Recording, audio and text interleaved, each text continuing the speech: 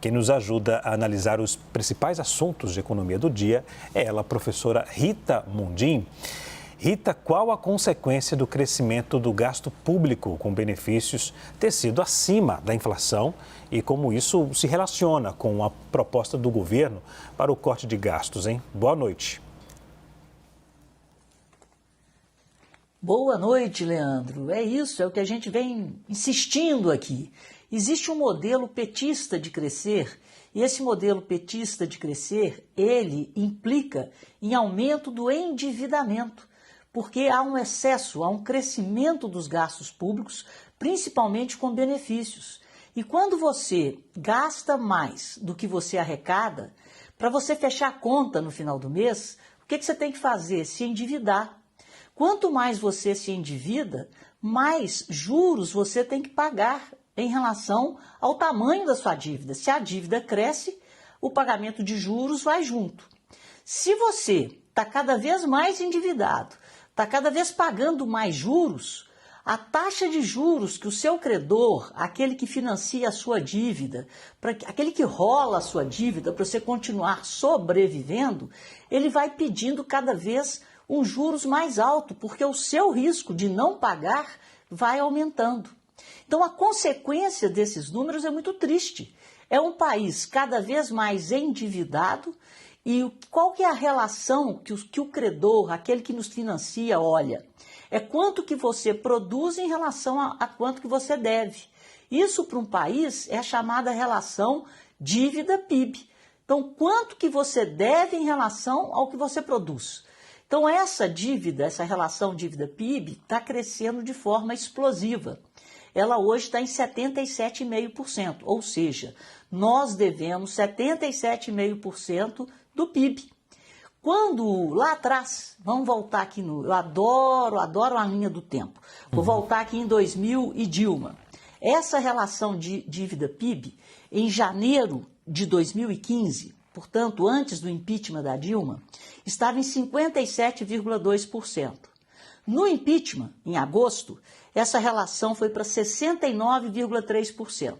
Aí estourou tudo, né? O Temer assumiu, o Henrique Meirelles teve que fazer o teto de gastos para recuperar a credibilidade do Brasil perante o credor.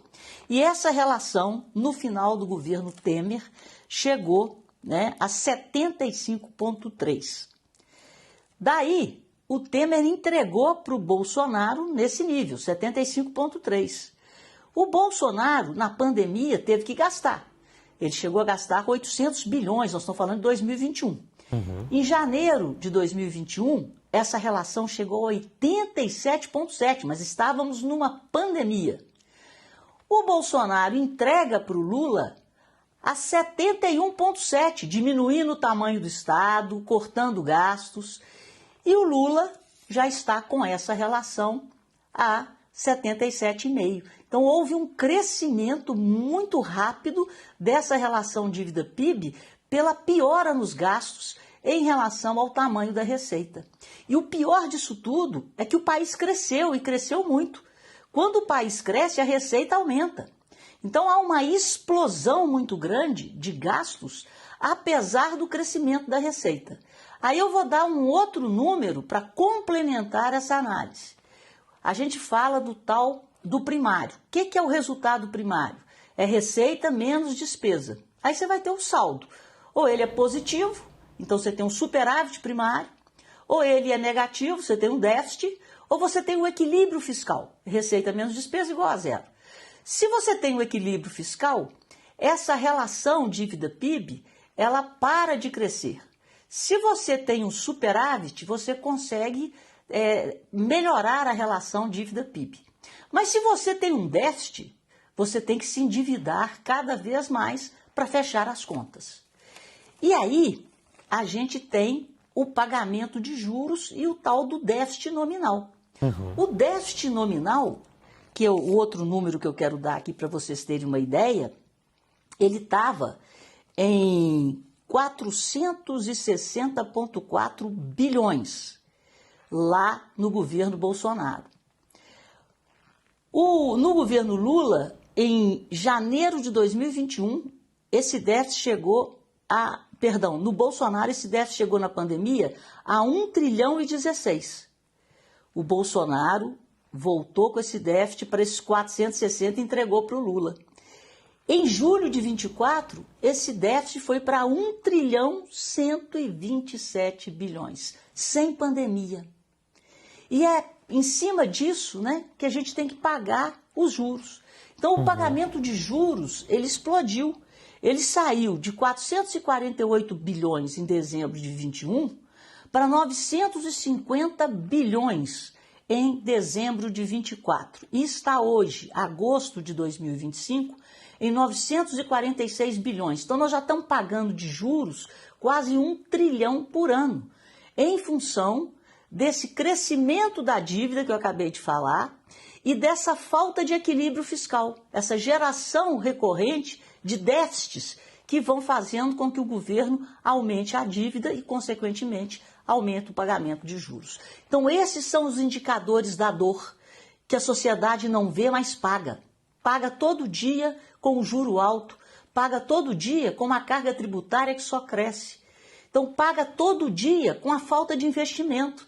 O número mais triste apresentado aí por você foi a queda no investimento, de 2 para 2,8. Então é um país que se endivida, que paga cada vez mais juros e que investe cada vez menos na qualidade dos serviços que ele deveria dar à população: educação, saúde, segurança de qualidade. Então nós estamos vendo o indicador do amor. Os indicadores do amor é o crescimento econômico, é a taxa de desemprego, mas qual é o custo disso? Então o custo disso é o aumento do populismo, e o aumento do populismo está sendo financiado pelo Estado, que está gastando mais do que arrecada, está gastando muito e muito mal. E nós todos acabamos pagando essa conta em juros, em taxa Selic na lua, porque o risco fiscal só aumenta, né? E nesse déficit nominal enorme. Sem pandemia, está próximo de 1 trilhão. Cadê a pandemia? O nome da pandemia é excesso de gasto público. É isso.